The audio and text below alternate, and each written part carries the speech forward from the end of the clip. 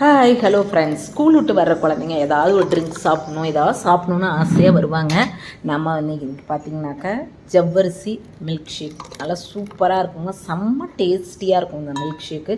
ஜவ்வரிசியை நல்லா ஊற போட்டுருங்க, 2 மணி நேரம் ஊற போட்டு நல்லா பசும்பாலை காய்ச்சி அதில் இதை வேக போட்டு தனியாக எடுத்து இதை வச்சுக்கோங்க ஒரு சைடில். இது காலையிலேயே ஊற போட்டுருங்க.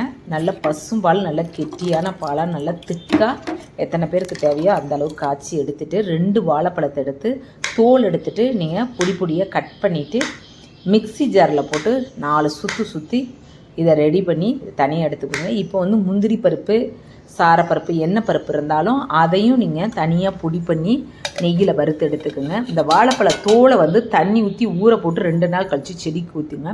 அப்படியே நமக்கு பொட்டாசியம் கிடைக்குங்க செடிகளுக்கு. இந்த வாழைப்பழத்தை மிக்சியில் அடித்து 4-5 ஸ்பூன் நாட்டு சக்கரை போட்டு அதோடு நம்ம இந்த வாழைப்பழ பேஸ்ட்டு இதையும் நீங்கள் பாலில் வேக வச்சுருந்த ஜவ்வரிசியும் நீங்கள் மிக்ஸ் பண்ணி ஃப்ரிட்ஜில் வச்சு நீங்கள் குழந்தைங்களுக்கு கொடுத்தாலும் சூப்பராக இருக்குங்க. அதே மாதிரியே நீங்கள் வெதுப்பாக நல்லா சூடான சூடு பண்ணி கொடுத்தீங்கனாலும் குழந்தைங்க குடிச்சிக்குவாங்க. ரொம்ப டேஸ்டியாக இருக்குங்க. அதே மாதிரி பார்த்திங்கன்னா அவ்வளோ ஒரு நமக்கு ஹெல்த்தியும் இதில் மில்க் இருக்குது, இதுலேயே பனானா இருக்குது, ஜவ்வரிசி இருக்கிறதுனால அவ்வளோ ஹெல்த்திங்க. செஞ்சு பாருங்கள், செம்ம சூப்பராக இருக்கும். நம்ம இன்னொரு வீடியோவில் பார்க்கலாம். உங்களுக்கு பிடிச்சிருந்தால் லைக்கும் கொடுத்துங்க.